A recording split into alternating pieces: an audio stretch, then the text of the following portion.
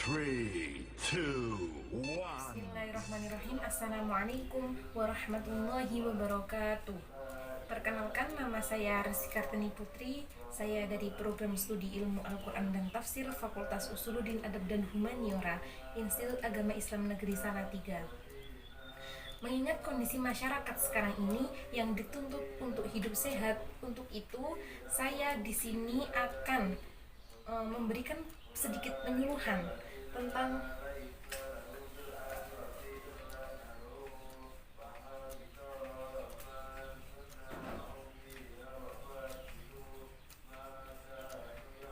pola makan sehat.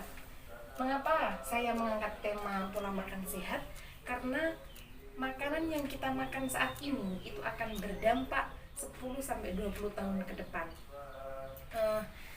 Seperti dalam surat Al-A'raf ayat 31 yang berbunyi, Bismillahirrahmanirrahim, Ya bani Adama khudhu zinatakum inda kulli masjidin wa kulu washrabu wa la tusrifu innahu la yuhibbul musrifin. Di situ ada 3 poin. Yang pertama, poin tentang masjid.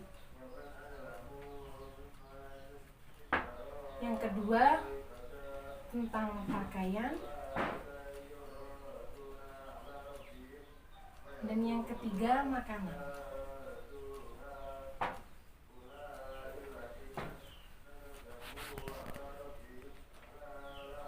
Al-A'raf ayat 31. Jadi makanan atau makan kita itu sebagaimana sholat dan makanan itu juga bisa sebagai pakaian atau pelindung.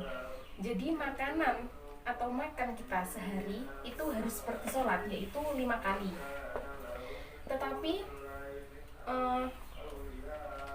biasanya kita itu salah dalam memakan makanan, karena runtutan makanan yang harus kita makan terlebih dahulu yaitu buah, sayur, lalu daging. Tetapi kita biasanya itu mendahulukan daging baru makan buah lalu sayur. Nah, itu termasuk pola makan yang tidak baik. Karena dalam surat Al-Waqiah ayat 20-21 itu dijelaskan bahwasanya wa faqihatin mimma yatakhayyarun wa lahmil thayrin mimma yashtahun. Jadi buah didahulukan baru makan daging. Lalu bagaimana menurut para ulama? Di sini para ulama juga menganjurkan jika kita makan buah, sayur lalu daging itu harus ada jeda. Nah, di sini jeda menurut para ulama itu berkisar 30-60 menit.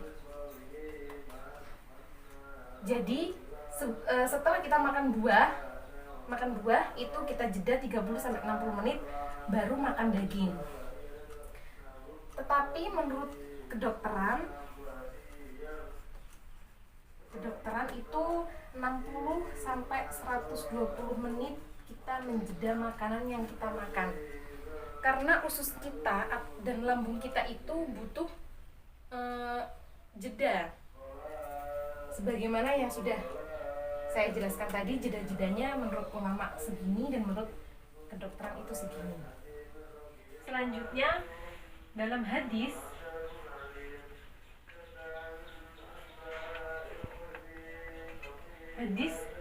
juga dianjurkan seperti ini kita ibaratkan lambung.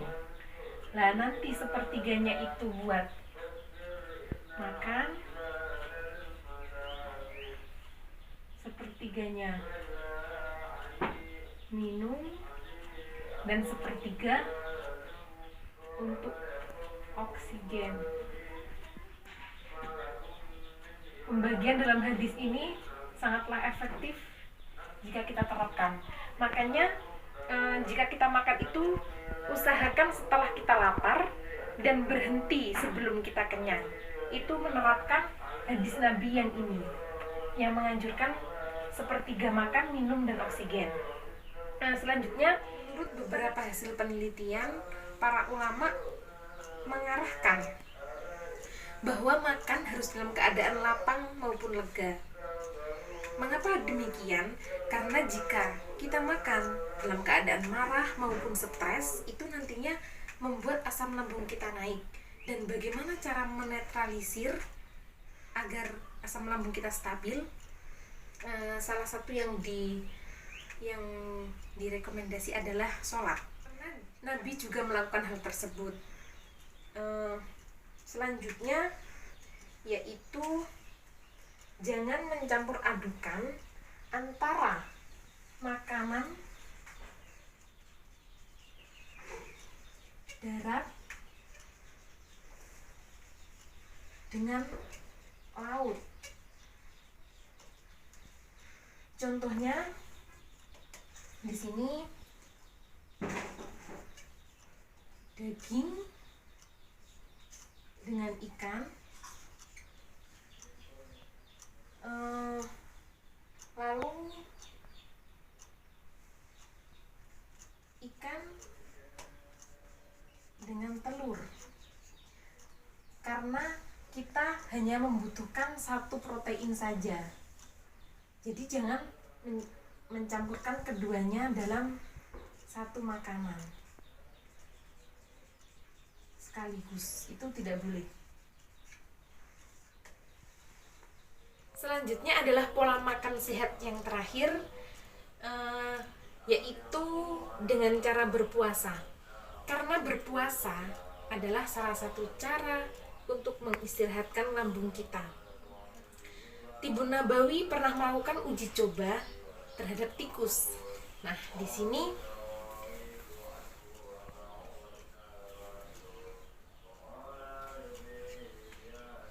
ada 4 tikus.